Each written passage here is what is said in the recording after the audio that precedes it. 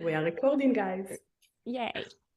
Perfect. Well, hi, everyone. Welcome to Raising the New Earth podcast. Today we have a brilliant guest. Her name is Dr. Heather Sharfi. She's a biochemist, a life coach, fertility specialist, and a subconscious enthusiast. She also has an amazing group on Facebook called the Dream Catchers, where she shares her work and passion for dreams and subconscious work. So welcome, Heather. Thank you so much, and thank you for having me. I'm very excited to be here. We are excited that you are here. So tell us a little bit about your background. Sure. So as you mentioned, I am a biochemist, and I do have a PhD in biochemistry. It's actually cancer biochemistry and cancer genetic, which is very interesting by itself.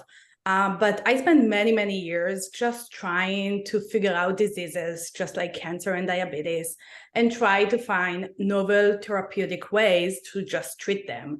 And that's really my background. Incredible.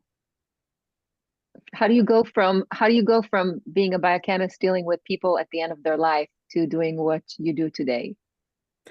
So first of all, I did not deal with a lot of patients. My soul and heart will not be able to do that. I was dealing with their cells inside a dish.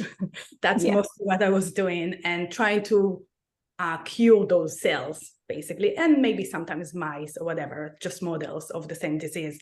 But I did not jump from being a biochemist, working 16 hours in a lab, to where I am today. It's just too much of a jump, and you can imagine that. So I can tell you a little bit about my journey, which I think might inspire some people to go in a familiar or similar way. So yes, I was a biochemist, I was working in a lab, and I became a mom, and that changed everything to me. And everyone who is a mother or in the fertility field knows that this is a change. This is a life-changing moment for all of us.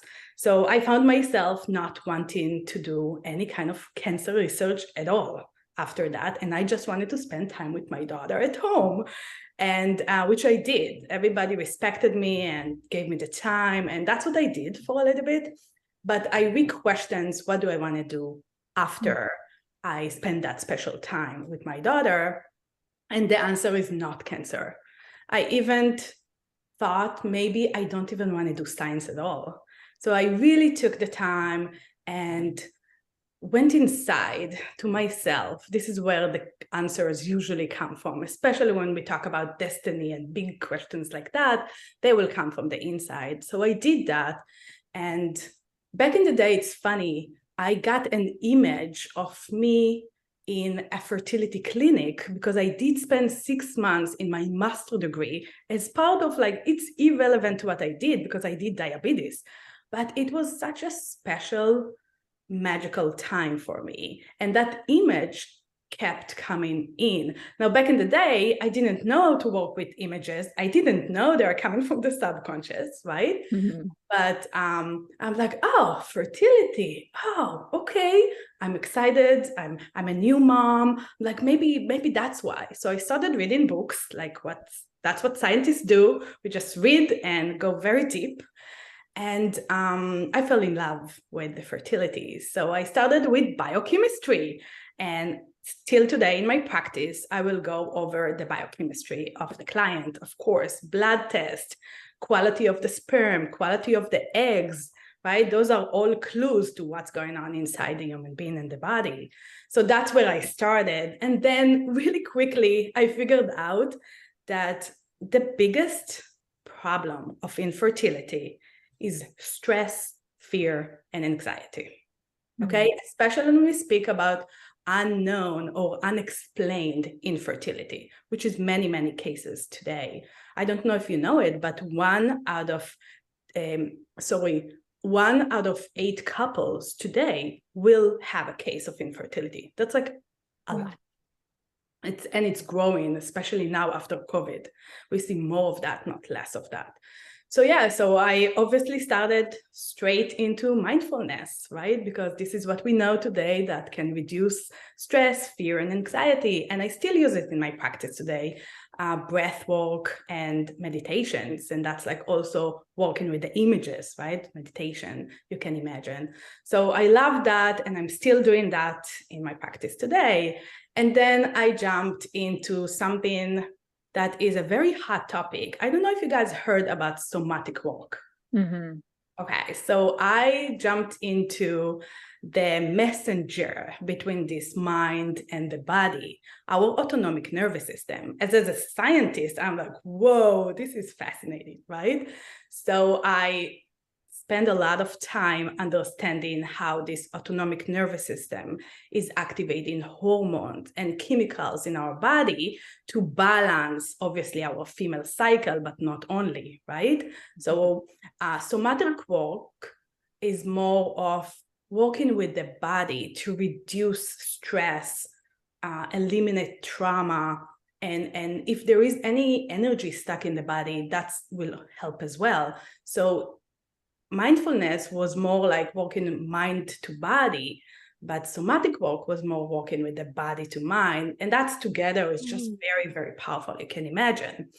On the side, because I'm a very curious person, like any other scientist you will meet in your life, I started study philosophy and deep psychology.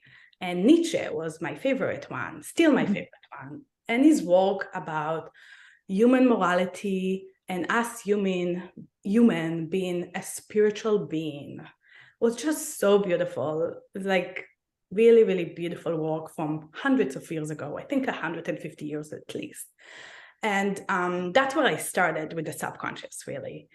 And from Nietzsche, I moved to Freud. And from Freud, I moved to Carl Jung, who is his best student. And from Freud and Carl Jung, I learned about the dreams because both of them worked with the dreams to understand their patients better.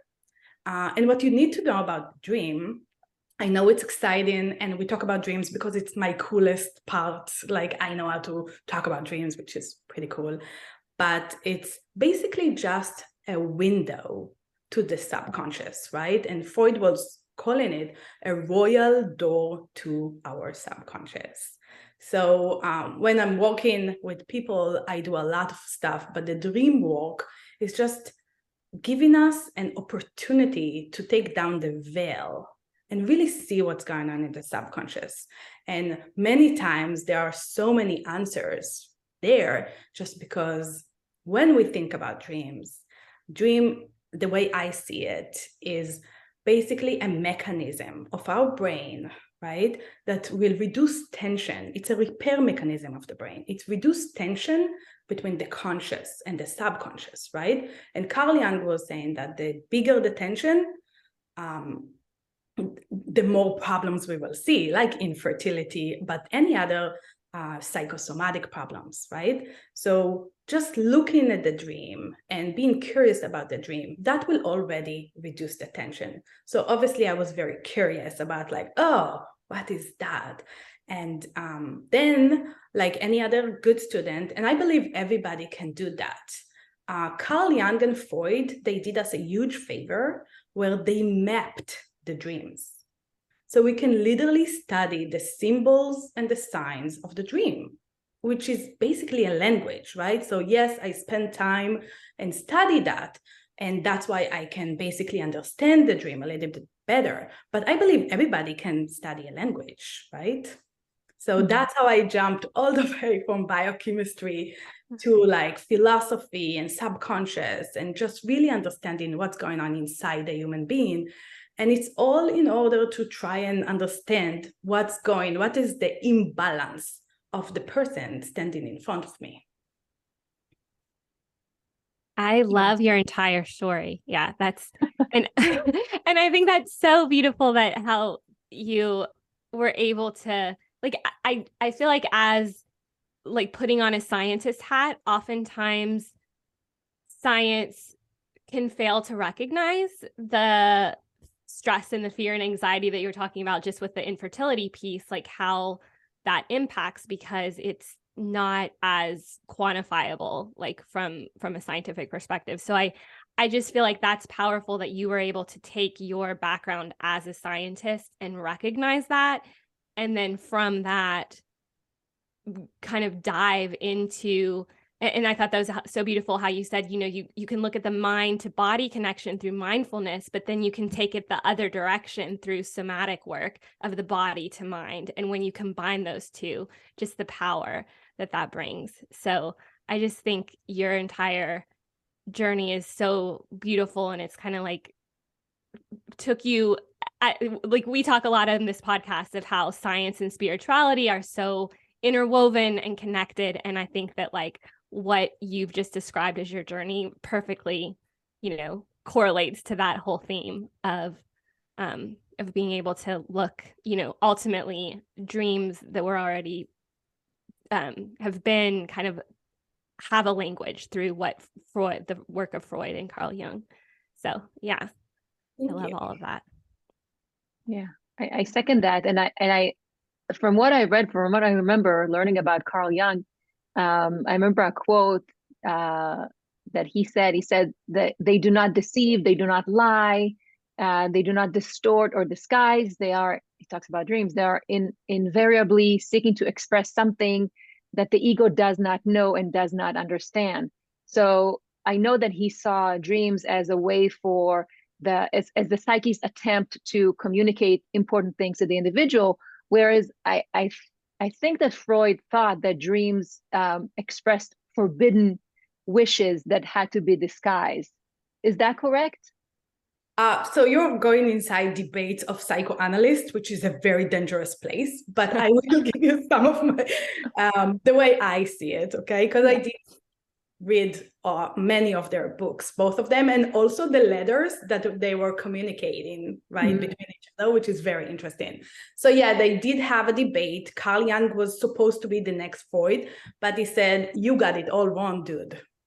This is not everything sexual, sorry if it's okay, the podcast, but it's not all about libido. It's not all about like the forces of life. There is more to it. And that's why I study Carl Jung a lot, because he really mapped the forces of the subconscious. It's not just a dream. It's like we have forces in it is the libido, force of life, but he really mapped it for us, like mother complex, father complex, inner child. This is like different energies that are lying in the subconscious. And Freud was ignoring it. He was very, very focused on one thing. And that's okay, because he did it really well. That's how you get to be an expert, right? You just do something really well. And today we remember his name and not Carl Jung. So he did it really well. So yeah, so I hope that answers your question. Yeah, absolutely. So when we sleep in spirituality, we acknowledge the fact that the soul actually leaves our body and goes to the upper realm. And from the upper realm, we get those spiritual messages. So how does that coincide with the subconsciousness? Does the subconscious acknowledge that? Yes. So that is a fantastic question, because there is many ways to look at the dream. And obviously the mystical and the spiritual way of it is very interesting to us. And actually, we have something in us that we long to understand the dream and spend time with us. It's like in our evolution as human. So obviously, talking about it, it's very exciting to everyone, because it's something that is very special to us human. But I will tell you this. Let's talk about the science of dreams, okay? Because as I mentioned before, this is a repair mechanism of the brain, okay? So yes, we have many forces in our subconscious, right? And yes, Carl Jung is absolutely right. And he was saying that there is always truth in the dream. What we get in the dream is the truth. We might not understand it. It might be very weird. It might be very hard to explain or to understand, but it is the truth in a language that the subconscious is speaking. So at night, when we go to sleep, many times, we always dream, by the way, 5 to 8 dreams every night. It does not matter if you remember it or not. Your ego got the dream. The conscious mind got the dream from the subconscious and they were communicating it. And this communication is again reducing this tension we get in the brain. And because the body is the mirror of the brain, we reduce the tension of the body as well, right? So it's a beautiful mechanism to keep us aligned, to keep us balanced and centered.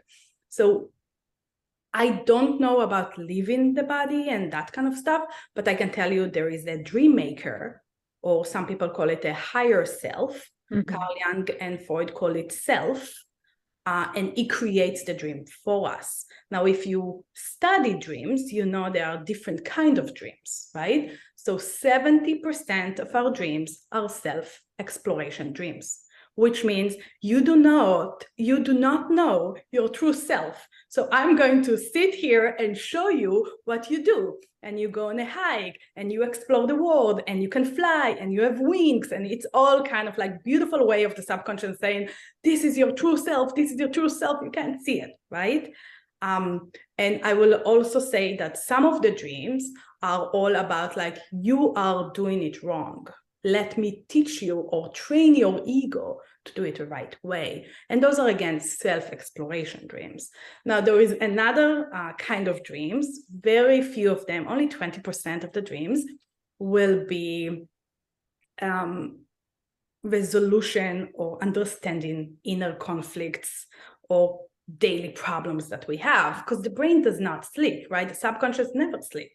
So what we get is that if we have inner conflict, or as a scientist, you think about something that you cannot get the answer to, and I spend a lot of my day thinking about stuff and trying to like figure out this puzzle, right? I will dream about it. And many times in the dream, I don't have the ego or like difficulty understanding stuff. So many times we will get resolving of inner conflict or inner daily problems solved in the dream. So those are very rare and very special dreams, but they do exist. And where we get very excited about dreams is where we get to the cosmic dreams. But those are like only 10%. We hardly get those. And those are about, sometimes it's like a stranger or an old wise man or woman will come in the dream and will tell us something that like we are like, whoa. Or maybe something about the future, maybe something about our destiny. Those are very special dreams. So I hope that explain, because remember, in the end of the day, there is a tension or misunderstanding between the conscious mind and the subconscious mind. And in the night, there is an attempt to connect them together so they can communicate, and then we'll have less tension. And when we are in less tension, we're aligned, we're centered, we have a more healthy mind and healthy body. Right. The lack of what you're saying, the tension, I always think about the conflict, because I studied Dr. Hammer and Dr. Saba when it comes to conflict and cancer. That lack of tension allows for everything, if you call it meridians, prana, whatever it is, to flow in that state of flow. So there is no built up, right? So that's what I thought about when you said it. That's exactly that. Are there things we can do you feel like because you're saying that, your subconscious is not ever sleeping, so it's always communicating with your conscious, but is there, especially because this is just from personal experience, a lot of times I don't remember my dreams. One thing that I have noticed that allows me to remember dreams more, which I don't think this is a coincidence at all, is when I've done like kind of subconscious reprogramming type work before falling asleep. Like my dreams are so vivid. So do you feel that there's certain things that we can do, like either when we're waking or to put ourselves in an environment where we can remember them more and then able to work with them more, or like what, or can we trust that the dreams are getting communicated no matter if we remember them or not? Or what are your thoughts on that? So first, I will start with trust the self.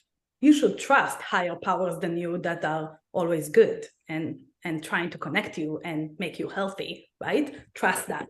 But I will also say that that's why I started the Dreamcatcher Facebook group. And I started it because you need to understand that dream work can be a self and should be a self work. You work with yourself. So obviously all those goodies and all that question that you just asked already are in the group, right? And yes, you can summon a dream. You can summon a specific dream on an inner conflict. Yes, you can work with the dream. When I start working with people, they do not remember the dreams, but they remember all their dreams after a few weeks, because it's the first law of nature. You need to understand that remembering your dream is causing a lot of energy to your body. Now, if you do nothing with your dreams, you will not get a dream.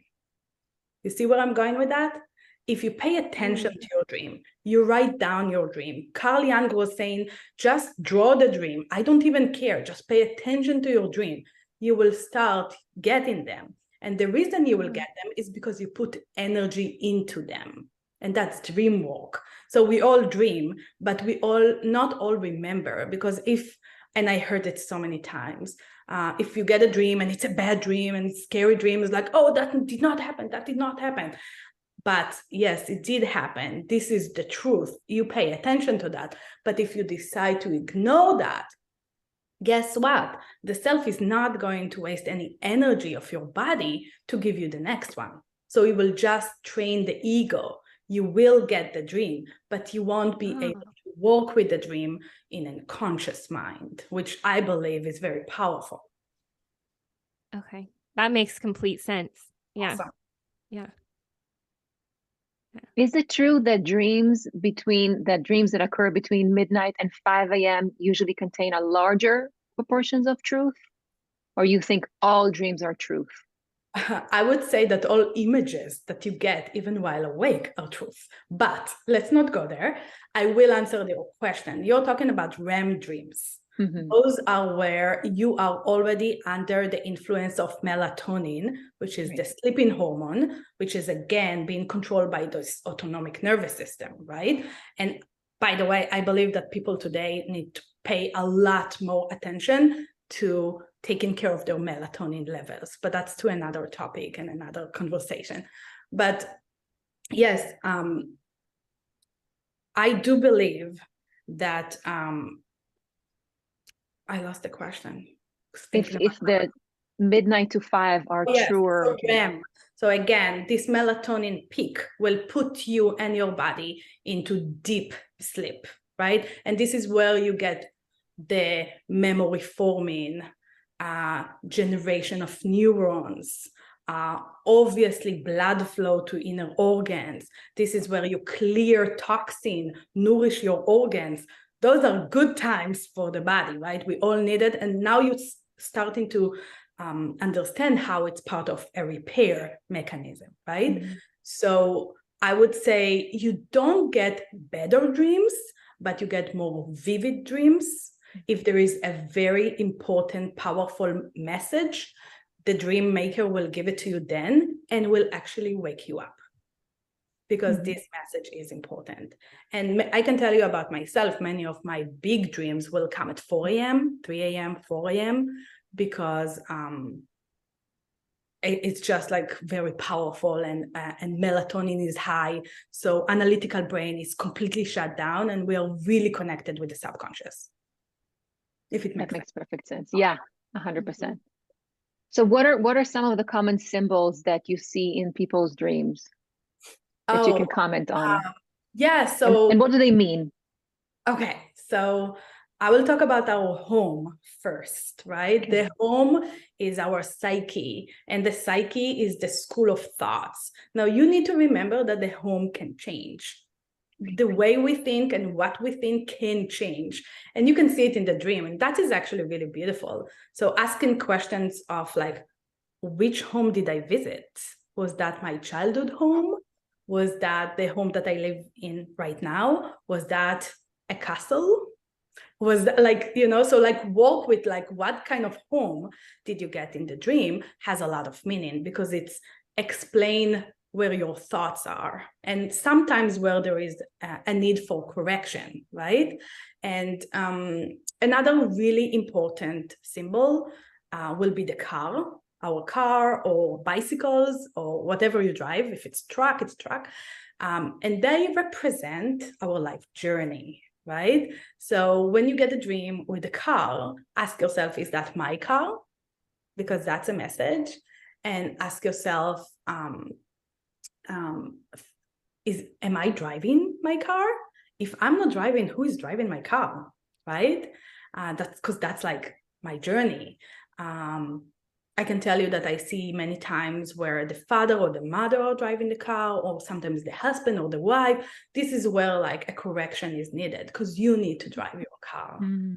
And I love colors in the dreams because they all have energy and meanings. So what color is your car? Like sometimes you will get a blue car or a red car, and that has some kind of like meaning.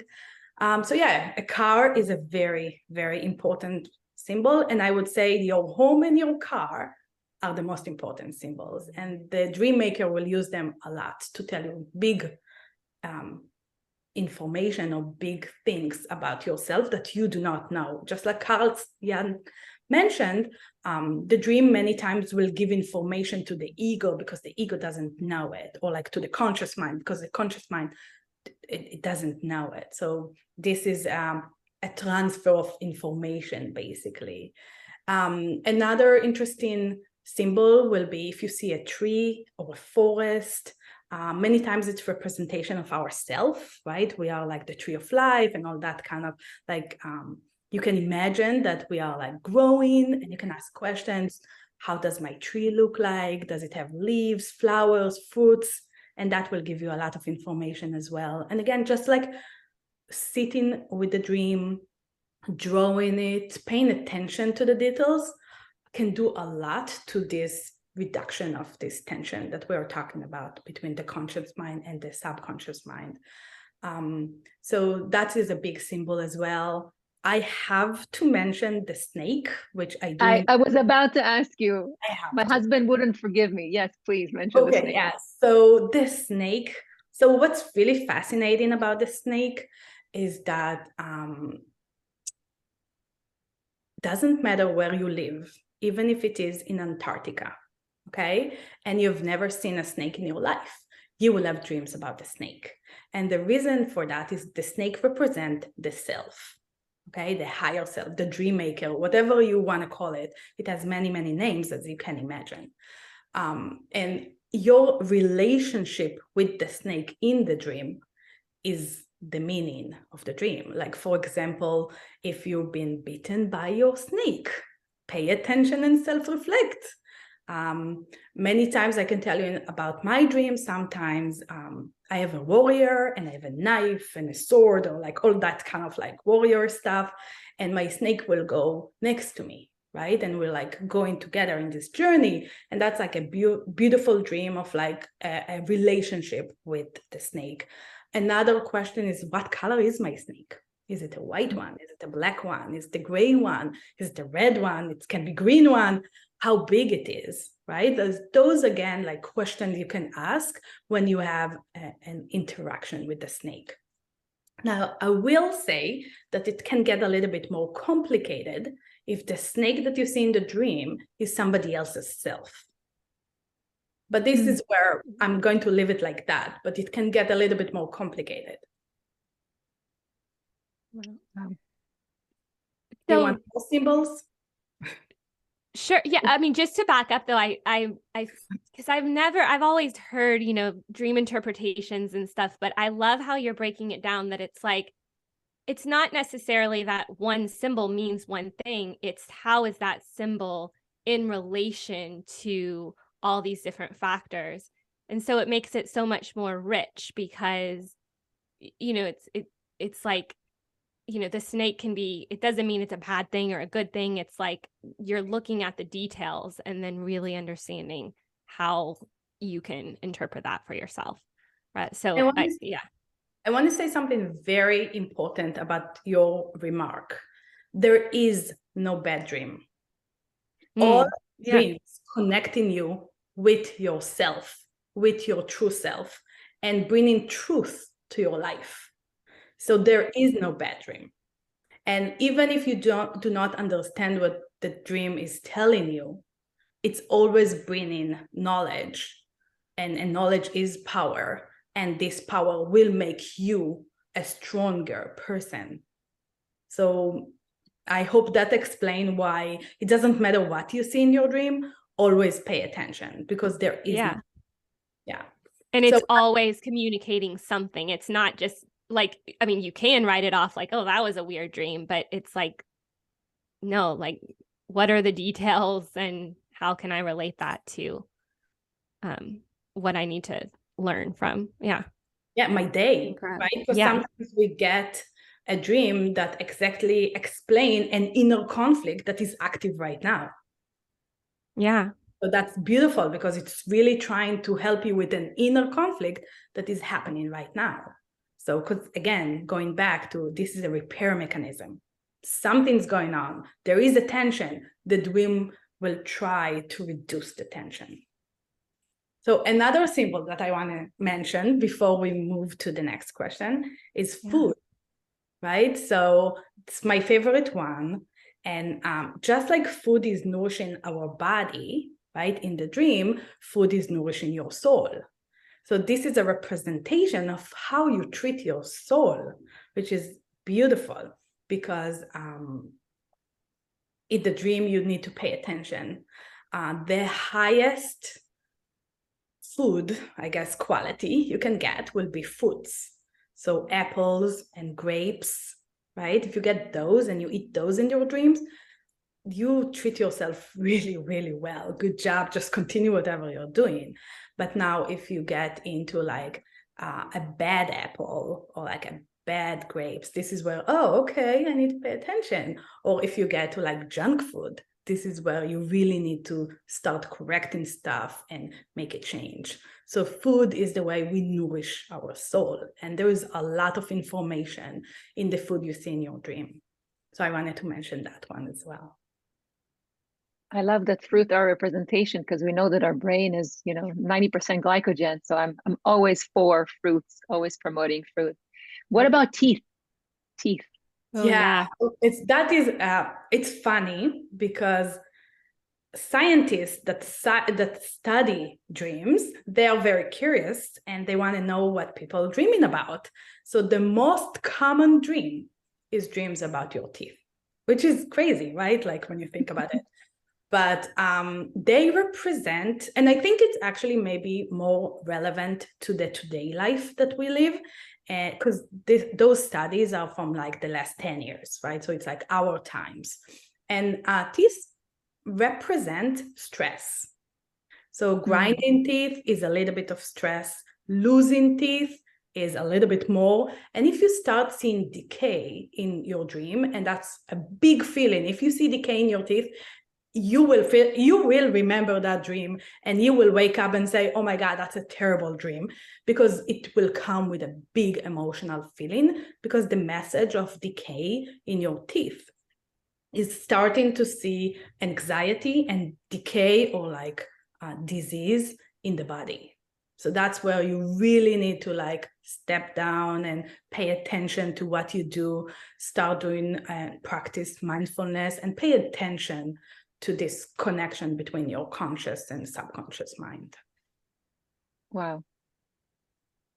Yeah, that makes sense. Yeah, I've the teeth I've had definitely recurring, and I've had it where I've just had no teeth. Yep. Yeah. So pay lots of stress. Mindfulness, but it's basically telling you that like there is a lot of stress, and a decay will be more of anxiety. And the differences between stress and anxiety is stress is right now. I have a reason to be stressed, right? I have a podcast, I have an exam, I have like my work, I have a client, I am stressed. And that is actually good for us human, okay? It's motivating us. But when it gets to anxiety, this is long-term stress. And long-term stress, the answer or the root cause of anxiety will be in the subconscious. We do not have a reason anymore to be anxious, right? It's not an exam, it's done. It's not a client, that's done. It's not my boss, this is done.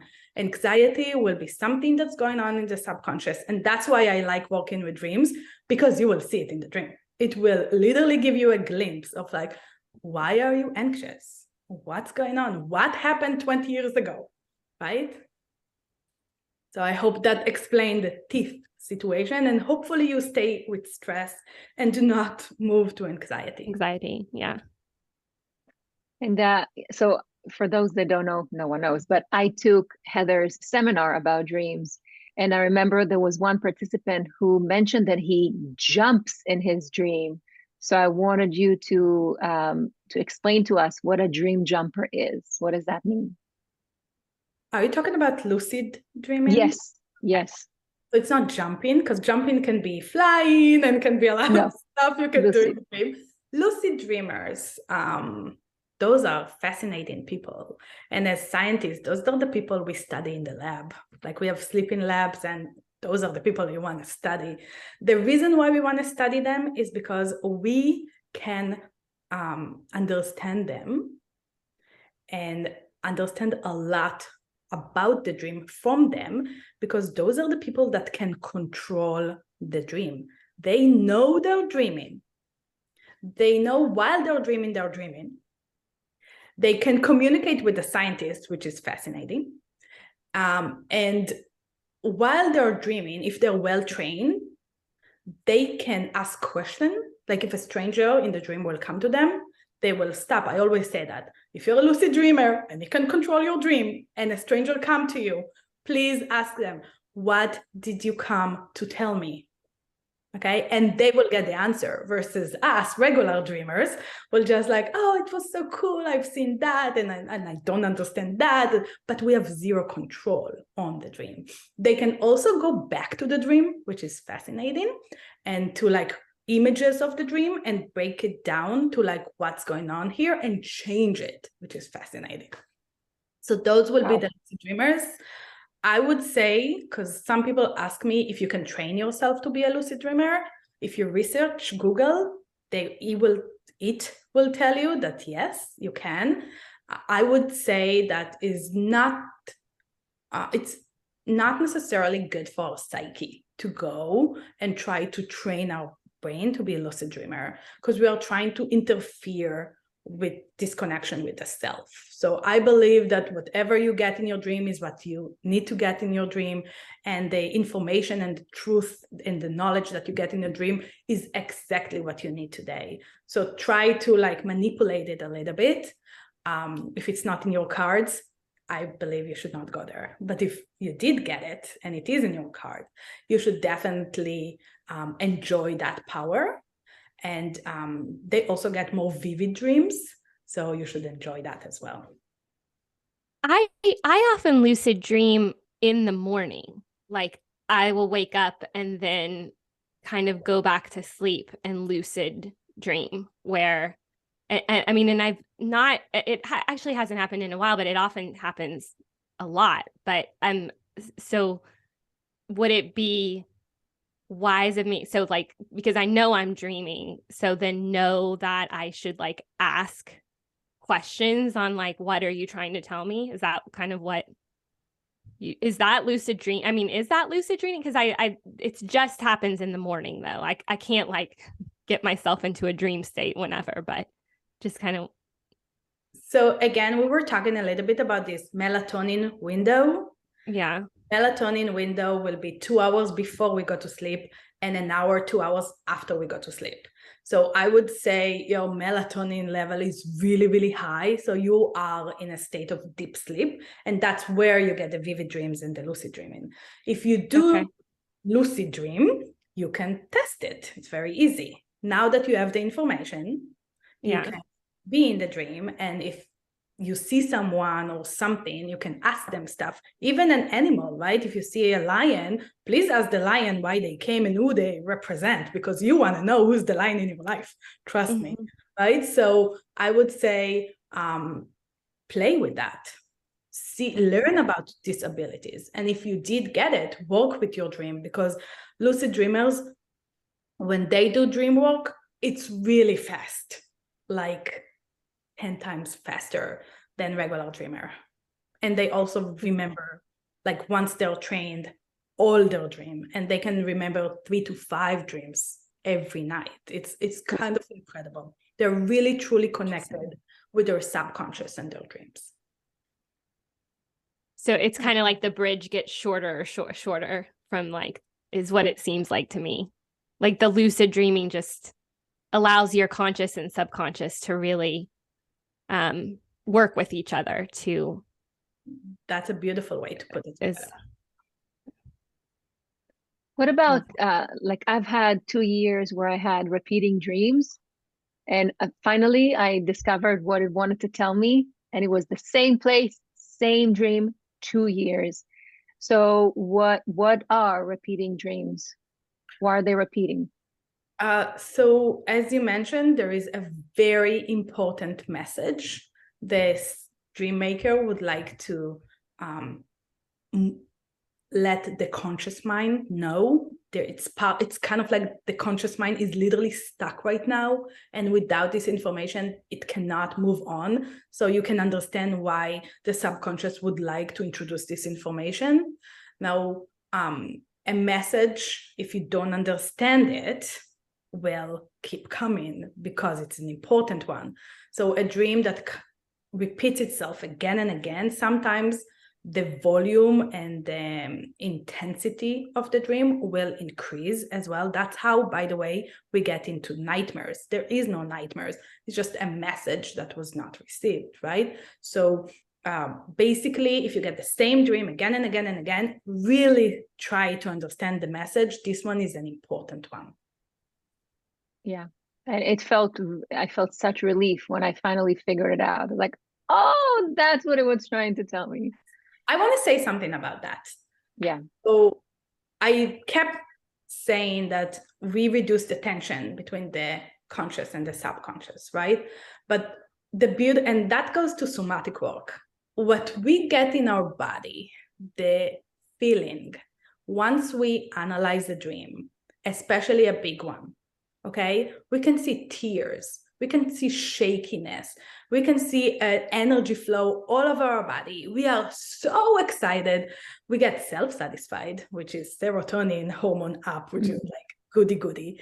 So analyzing the dream, if you get all the way to the message, it feels good in our body. And that's why we have this cycle of like, look inside the dream, try to understand it, and you figured it out by yourself. Yes, it took you a while, but like you figured it out. And once you do, the connection between the conscious mind and the subconscious is stronger, just like Brooke was mentioning. Yes, you get closer to the true self when you do that. Yeah, I would say closer and closure, because I even had like this pain under a certain rib that it went away once I figured it out. Psychosomatic is many times just part of the message. So once you get the message, many times the psychosomatic feeling will go away. And that's something I do as a life coach, right? Because I do a lot of infertility cases, but sometimes I will have like pain in my neck or pain in the muscles. GI system is a big one. Heart problems and blood pressure is another one. And they're all part of like the mind-body connection trying to like tell us a message, right? So yeah, that's a beautiful story that you got it all by yourself. And that's exactly what I am trying to teach. Like just learn some stuff, just the basic, and you can do all of this beautiful work by yourself. You don't even need a teacher. How do you feel that because you do, somatic work, and then you also understand the dreams and the interpretations, do you feel that using both of those tools, it seems like it would speed things along, I guess, and like being able to work through things. Do you see that, or like, So I what are think your thoughts you there? kind of like can understand that when I see a patient, I'm trying to see the whole patient, right? Right. So I look at their blood test to get some clues there, their body, psychosomatic, right? I look at their dreams. I see what do they do today to relax. Some people don't do anything. They're just stressed and anxious and do nothing about reducing that tension and stress in the body.